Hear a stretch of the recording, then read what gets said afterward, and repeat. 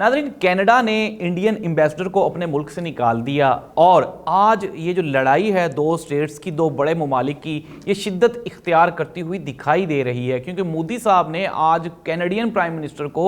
आड़े हाथों लिया। उन्होंने कहा कि ये हमारे खिलाफ साजिश हो रही है, ये जो हमारे नेशनलिस्ट हैं, जो हमारे हिंदू हैं, हम पूरी दुनिया को सर्व कर रहे हैं, खुसूसन कनाडा का, उन्होंने कहते हुए कि जी हमारी वहाँ पे एक अच्छी खासी कम्युनिटी है जो कि लॉयल है हमारे मुल्क के साथ, तो ये हमारे खिलाफ एक प्रोपेगेंडा किया जा रहा है हमारी एजेंसीज़ के खिलाफ। लेकिन इसको काउंटर करते हुए मैं आपको पहले ही बता चुका हूँ कि कनाडा,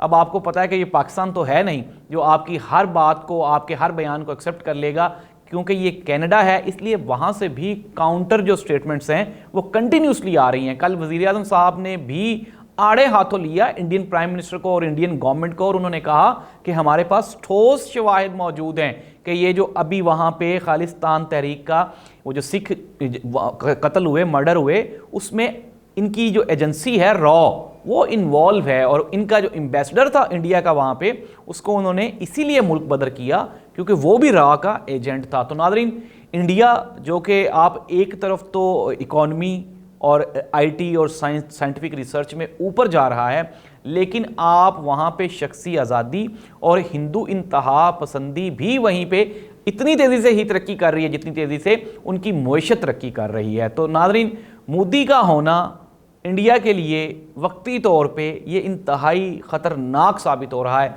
अच्छा, अब कुछ लोग कहते हैं कि मोदी का जो दौरे इक़्तिदार है 10 साल का, इसमें बड़ी डेवलपमेंट्स हुई। तो नाज़रीन, मैं इसमें एक चीज़ ज़रूर ऐड करना चाहूँगा कि ये पॉलिसीज़ जो हैं ये मनमोहन सिंह की थी, जिसको उन्होंने आके कंटिन्यू किया। कांग्रेस की पॉलिसीज़ थी और कांग्रेस ने भी अपोजिशन में होने के बावजूद भी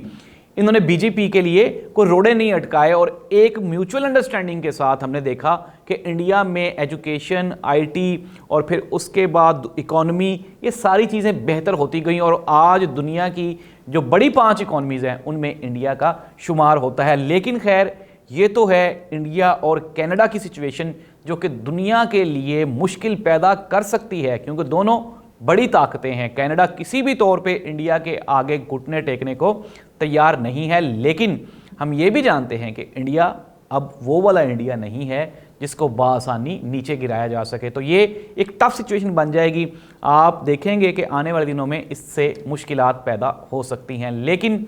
अब हमें क्या लेना देना इंडिया से और कनाडा से, चूँकि हमारे अपने ही मसाइल इस कदर शदीद उलझ चुके हैं कि हमें तो अब इंडिया छोड़ के अफ़गानिस्तान भी नज़र नहीं आता। नाज़रीन, एक और डेवलपमेंट वो ये है कि चाइना ने अफ़गानिस्तान के रास्ते एक बड़ी सड़क, एक बड़ा रोड, एक बड़ा रूट मैप जो है वो तैयार कर लिया है। इट मीन्स दैट कि कुछ हल्कों का ये कहना है कि पाकिस्तान का जो पाक चाइना कॉरिडोर था, चूँकि वो ज़ाहिर सी बात है हमने गुज़श्ता 15 साल इसमें लगा दी और हमने कोई डेवलपमेंट नहीं की। दूसरी जानिब चाइना का बिज़नेस और चाइना की इकॉनमी, और उनको हर रोज़ बिलियन ऑफ डॉलर्स का लॉस हो रहा है, तो उन्होंने पाकिस्तान का इंतज़ार नहीं करना था। इसी मौके का फ़ायदा उठाते हुए नाज़रीन, अफ़गानिस्तान ने चाइना को ऑफ़र दी और चाइना ने उनके साथ अब नए एग्रीमेंट्स कर लिए।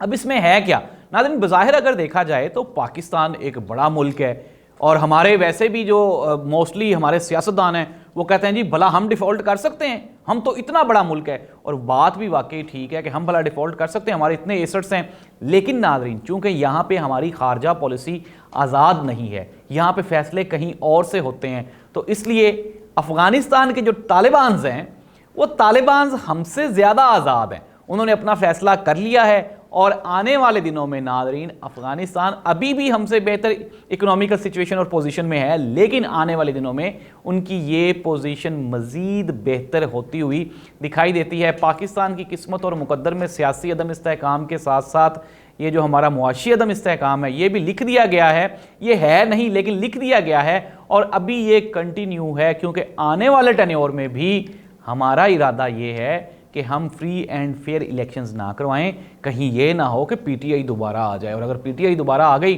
तो फिर आपके सामने ही है। एक दोस्त के साथ कल बात हो रही थी, तो उन्होंने इमरान खान साहब पे ना 3-4 इल्ज़ामात लगाए। उन्होंने कहा जी फाशिस्ट है, मुल्क के साथ लॉयल नहीं है, और फिर ख़ुद पसंद बहुत है। फिर उन्होंने ये भी कहा जी एजेंसीज़ लेकर आई, और उन्होंने कहा जी मुल्क और कौम के लिए कुछ नहीं किया। मैंने नाज़रीन सिंपल सा, चूँकि ज़ाहिर सी बात है हम कोई किसी के स्पोक्स पर्सन तो हैं नहीं, लेकिन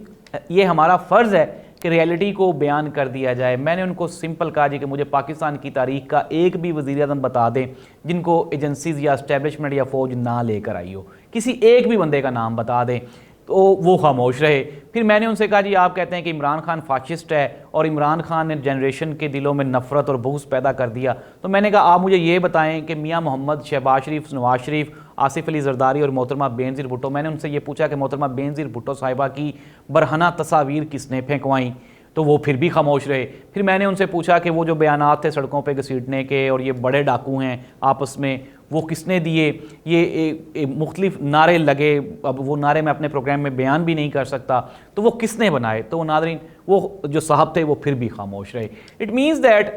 कि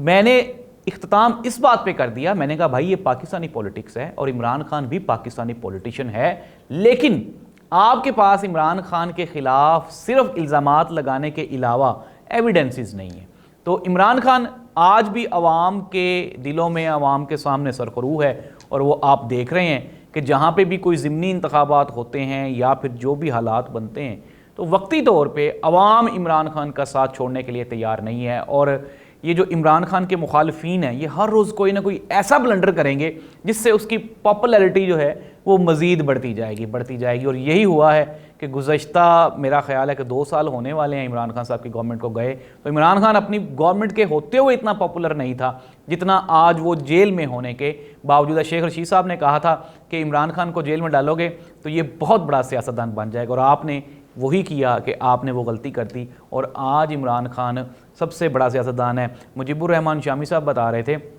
उन्होंने कहा जी कि कोई मुसद्दका इत्तलाआत हैं जो लोग जेल वाले बताते हैं कि उन्होंने कहा कि हमने अपनी ज़िंदगी में इतने मजबूत आसाब का कैदी नहीं देखा। शुरू में खान साहब ने अटक जेल से